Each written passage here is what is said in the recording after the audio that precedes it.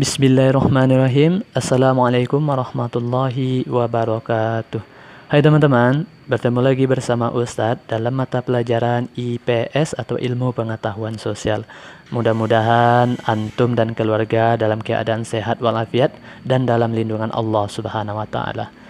Ingat ya teman-teman, selalu jaga iman dan imunnya dengan cara beribadah kepada Allah, baik itu ibadah wajib dan sunnah. Serta selalu makan makanan yang sehat, makan makanan 4 sehat, 5 sempurna. Oke teman-teman, pertemuan pertama kita pada hari ini adalah perkembangan Indonesia pada masa kemerdekaan dan masa demokrasi parlementer. Sedangkan tujuan pembelajaran kita pada hari ini adalah yang pertama, peserta didik mampu memahami masalah politik dan masalah ekonomi pada masa kemerdekaan. Kemudian tujuan pembelajaran yang kedua adalah peserta didik memahami masalah politik dan ekonomi pada masa demokrasi parlementer. Oke teman-teman, kita masuk ke materi yang pertama, yaitu perkembangan Indonesia pada masa kemerdekaan. Pada masa ini berlangsung dari tahun 1945 sampai 1949, jadi berlangsung selama 4 tahun. Menjelang akhir tahun 1944, posisi Jepang dalam Perang Asia Pasifik semakin terdesak. Kemudian satu demi satu daerah jajahan Jepang jatuh ke tangan pasukan sekutu. Sekutu di sini Amerika ya teman-teman. Kemudian karena posisi Jepang semakin terdesak, muncullah ide dari Menteri Jenderal Jepang yang bernama Kuniaki Koiso.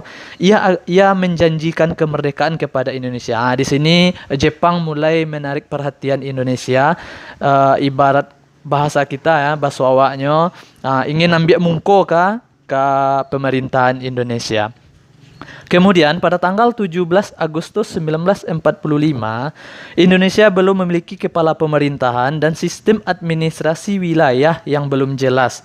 Seperti ketika kita merdeka ya teman-teman, itu kalau ibarat manusia, itu kita baru dalam kondisi baru lahir, jadi sangat rapuh. Jadi, setelah memproklamasikan kemerdekaan pada 17 Agustus, bangsa Indonesia masih harus menghadapi Belanda yang ingin mengambil alih kekuasaannya atas Indonesia.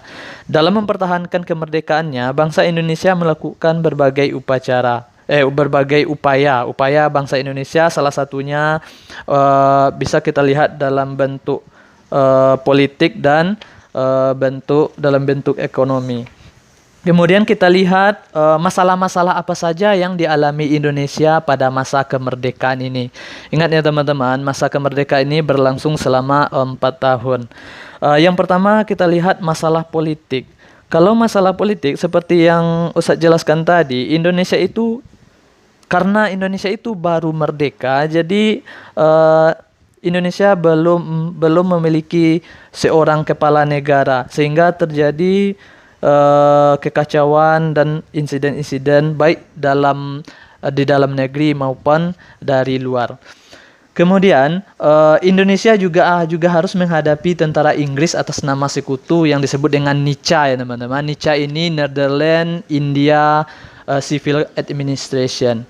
Kemudian untuk di dalam negeri sendiri ada dua pemberontakan yang memicu konflik di pemerintahan. Yang pertama yaitu pemberontakan PKI di Madiun pada tahun 1948. Pada tanggal 18 September 1948, PKI yang dipimpin oleh Musso, tujuannya yaitu pemberontakan PKI adalah ingin mengganti dasar negara Pancasila dengan komunis. Jadi tujuan PKI ini mengganti Pancasila dengan paham komunis yang ingin mendirikan negara Soviet Republik Indonesia. Kemudian pada tanggal 30 September 1948, jadi selang 2 hari, pemberontakan PKI di Madiun berhasil ditumpas oleh TNI yang dibantu oleh rakyat di bawah pimpinan Kolonel Gatot Subroto, Panglima Divisi Jawa Tengah, dan Kolonel Sungkono, Panglima Divisi Jawa Timur.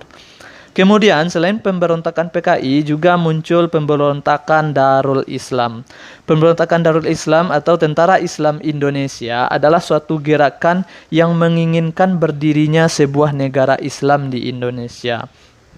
Pemberontakan Darul Islam bermula di Jawa Barat, kemudian menyebar ke daerah-daerah lain seperti Jawa Tengah, Aceh, Sulawesi Selatan, dan Kalimantan Selatan. Itu beberapa masalah politik yang dialami Indonesia pada masa awal kemerdekaan. Kemudian yang kedua, kita lihat masalah ekonomi yang dihadapi Indonesia pada masa awal kemerdekaan. Karena Indonesia baru merdeka, masalah yang pertama yang dihadapi oleh Indonesia, yang pertama yaitu Indonesia tidak memiliki mata uang sendiri. Karena kita sebelumnya dijajah oleh Belanda dan Jepang, pada masyarakat Indonesia masih yang mata uang yang beredar pada masyarakat Indonesia yaitu masih mata uang Jepang. Kemudian kas negara yang kosong. Kemudian tingginya inflasi sehingga untuk menutupnya dipakailah uang kas sebagai penggantinya sehingga kas negara kosong. Kemudian pajak dan bea masuk sangat kecil. Itu beberapa masalah ekonomi yang dihadapi pada masa Indonesia pada masa kemerdekaan dari tahun 1945 sampai 1949. Jadi selama 4 tahun. Oke teman-teman, kita masuk ke materi yang kedua yaitu perkembangan Indonesia pada masa demokrasi parlementer 1949 sampai 1959. Jadi demokrasi parlementer ini berlangsung selama 10 tahun ya teman-teman. Masa demokrasi parlementer disebut juga dengan periode kedua pemerintahan Indonesia. Sedangkan periode pertamanya yaitu berlangsung pada Indonesia pada masa kemerdekaan. Kemudian situasi politik pada masa demokrasi parlementer ini yaitu yang pertama banyaknya terjadi gangguan-gangguan keamanan. Kemudian yang kedua adanya konferensi Asia Afrika dan yang ketiga adanya deklarasi Juanda. Kita lihat perkembangan politik yang pertama yaitu terjadinya gangguan-gangguan keamanan di wilayah Indonesia.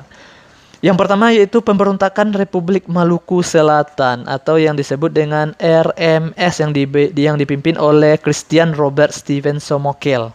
Ia menolak pembentukan Negara Kesatuan Republik Indonesia. Ia beranggapan bahwa Maluku memiliki kekuatan secara ekonomi, politik, dan geografis untuk berdiri sendiri. Jadi diibaratkan Maluku ini ingin merdeka dari Indonesia. Tapi pemberontakan ini dapat diatasi oleh tentara Indonesia melalui ekspedisi militer yang dipimpin oleh Kolonel A.E. Kawilarang, Panglima Tentara dan Teritorium Indonesia bagian timur. Kemudian gangguan yang kedua yaitu pemberontakan Andi Aziz pada tanggal 5 April 1950. Pemberontakan ini berawal dari tuntutan Kapten Andi Aziz kepada pemerintah Indonesia agar hanya mereka yang dijadikan sebagai pasukan keamanan untuk mengamankan situasi di Makassar. Karena pada saat itu teman-teman, Makassar sering terjadi bentrokan antara kelompok pro persatuan dengan kelompok pro negara federal. Jadi Kapten Andi Aziz meminta kepada Indonesia agar dia dan pasukannya saja untuk mengamankan situasi di Makassar. Tetapi tuntutan itu tidak dipenuhi oleh pemerintah Indonesia, sehingga pemerintah Indonesia tetap mengirim ABRI sebagai pasukan keamanan. Seperti antum kenal ya teman-teman, sekarang tentara diberi nama dengan TNI. Jadi sebelum TNI itu namanya ABRI teman-teman. ABRI itu Angkatan Bersenjata Republik Indonesia. Jadi namanya lebih sangar daripada nama TNI. Sehingga datangnya ABRI ke Maluku membuat Andi Aziz dan pasukannya tersulut, merasa tidak puas dengan kedatangan ABRI tersebut, sehingga pasukan Andi Aziz dan pasukannya melakukan pemberontakan. Dan akhirnya Andi Aziz dapat ditangkap dan dibawa ke Jakarta. Kemudian pasukannya yang memberontak akhirnya menyerah dan ditangkap oleh pasukan militer RI di bawah pimpinan Kolonel Kawilarang. Kemudian perkembangan politik yang kedua yaitu adanya Konferensi Asia Afrika. Konferensi Asia Afrika diselenggarakan pada tanggal 18 sampai 24 April. Berarti selama 6 hari. Pada tahun 1955 di Bandung. Konferensi ini dihadiri oleh 23 negara dan berlangsung selama 1 minggu dan menghasilkan 10 prinsip yang dikenal dengan Dasar-Sila Bandung. Dan konferensi Asia Afrika ini merupakan membawa keuntungan bagi Indonesia. Bagaimana tidak? Kita yang baru merdeka bisa membuat konferensi sekelas internasional dan yang diundang pun 2 benua, Asia dan Afrika. Kemudian apa keuntungannya teman-teman? Di sini keuntungannya adalah dukungan bagi pembebasan Irian Barat yang saat itu masih diduduki oleh Belanda. Keuntungannya itu, jadi Irian Barat bisa kita kuasai. Kemudian perkembangan politik yang kedua yaitu adanya Deklarasi Juanda. Deklarasi Juanda ini merupakan Indonesia masih menggunakan peraturan kolonial terkait dengan batas wilayah. Ini batas-batas wilayah maksudnya di sini teman-teman. Jadi Deklarasi Juanda ini batas-batas wilayah.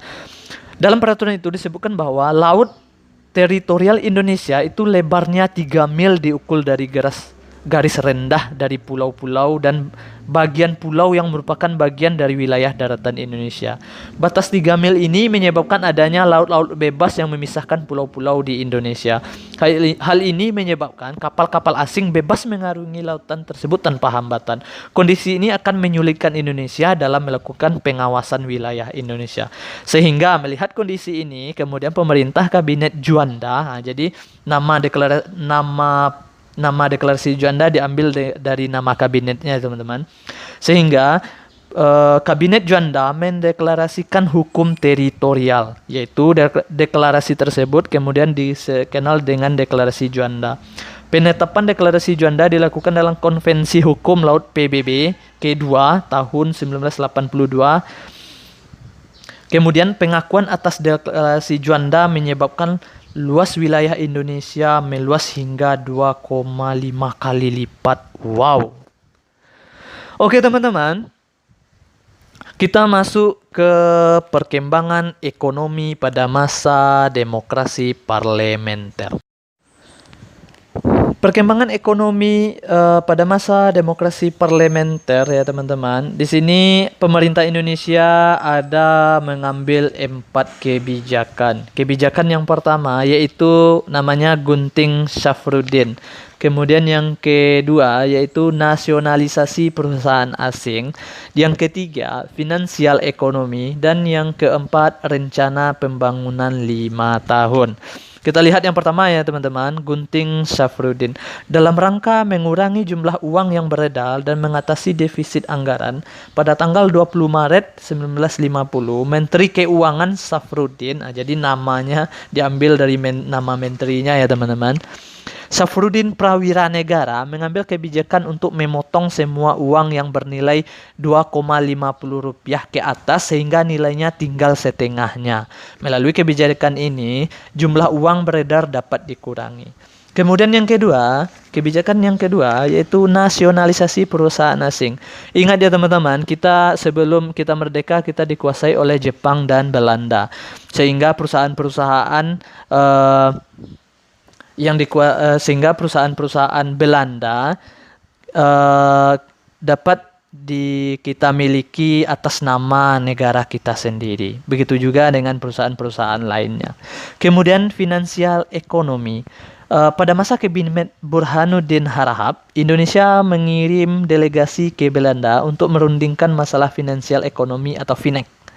Perundingan ini dilakukan pada tanggal 7 Januari 1956. Rancangan persetujuan FINEK yang diajukan Indonesia terhadap pemerintah Belanda adalah sebagai berikut. Yang pertama, pembatasan persetujuan FINEK hasil KMB. KMB ini konferensi meja bundar. Kemudian yang kedua, hubungan FINEK Indonesia dan FINEK Belanda didasarkan atas hubungan bilateral. Dan yang ketiga, hubungan FINEK atau finansial ekonomi didasarkan atas undang-undang nasional dan tidak boleh diikat oleh perjanjian lain. Dan yang keempat teman-teman, kebijakan ekonomi yang keempat yaitu rencana pembangunan 5 tahun. Pada masa Kabinet Ali Sastromi Jojo yang kedua, pemerintah menyusun rencana pembangunan 5 tahun yang direncanakan akan dilaksanakan antara tahun 1956 sampai 1961. Berarti 10 tahun ya teman-teman. 10 tahun rencana pembangunan 10 tahun 5 tahun. 5 tahun mulai dari 56 sampai 61 5 tahun dan disebut dengan rencana pembangunan 5 tahun. Demikian materi kita pada hari ini teman-teman. Untuk lebih jelasnya silakan antum lihat LKPD antum halaman 125 sampai dengan halaman 130. Dan untuk tugas antum silakan antum melihat LKPD antum halaman 131. Di sana sudah Ustadz persiapkan soal esai berjumlah 5 butir. Silakan antum jawab dan kalau ada antum yang kurang paham silakan dijapri langsung Ustadz. Demikian ya teman-teman. Kalau ada teman-teman yang ragu tentang materi atau tentang melaksanakan tugasnya, silakan antum japri Ustadz langsung. Demikian dari Ustadz. Wabillahi taufiq wal hidayah. Assalamualaikum warahmatullahi wabarakatuh.